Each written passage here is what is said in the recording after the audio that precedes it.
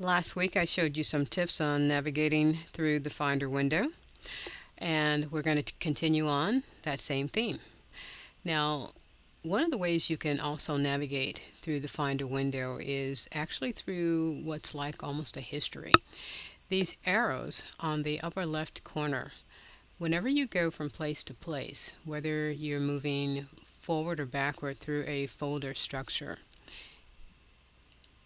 those arrows remember where you've been. So for example, as I click through, it adds more of a history.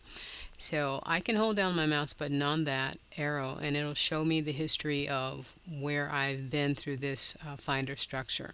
I can select a folder, and notice now that the right side arrow is now activated, and I can basically walk forward or walk backward. I can select any folder at any time. So as long as I don't close this Finder window, these options for just stepping back through the folder structure are available to me. Another way I like navigating through a Finder window is through the path bar. To get to the path bar, or to place the path bar on your Finder window, you have to go to the View menu and select Show Path Bar. What that will do is place a path bar down at the bottom of your Finder window. And I want you to notice that because this path bar has entries in it that are so long, as I hover over an entry or folder, it moves to show me the entire name. So let me make that window a little smaller, and let's see what it's doing.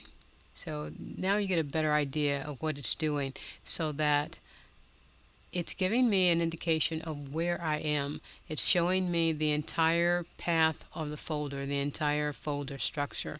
So I never have to guess or try to figure out where I am.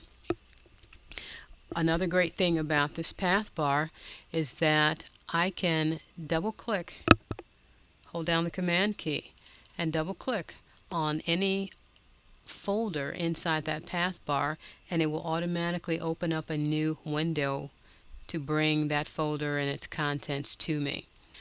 If I don't want a new window actually opening up, all I have to do is just double click on that folder and it will bring that folder up to the forefront and show me the contents of that folder.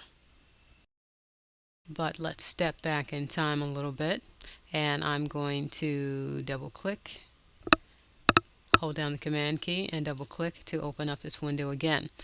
And what I'm going to do here is just right click and create a new folder in this window. I'm going to name this sample folder. I can actually drag and drop a folder from inside folders into the path bar. You'll see that the folder structure highlights, and I can just drop it in there, and that folder now is relocated inside the folder that I dropped it onto in the path bar. So I can drag a folder in another folder through the path bar or out of another folder through the path bar. So let's see if I can. Here's my sample folder. I've clicked on my sample folder so that I see the name in the path bar. I'm going to take that folder from the path bar and now drop it on top of this folder.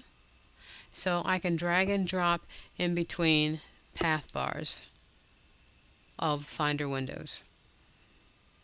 The whole notion of customizing the Finder window and being able to use the history arrows or the path bar is for you to be able to locate your items on your enormous sized hard drives. Hope these tips were useful.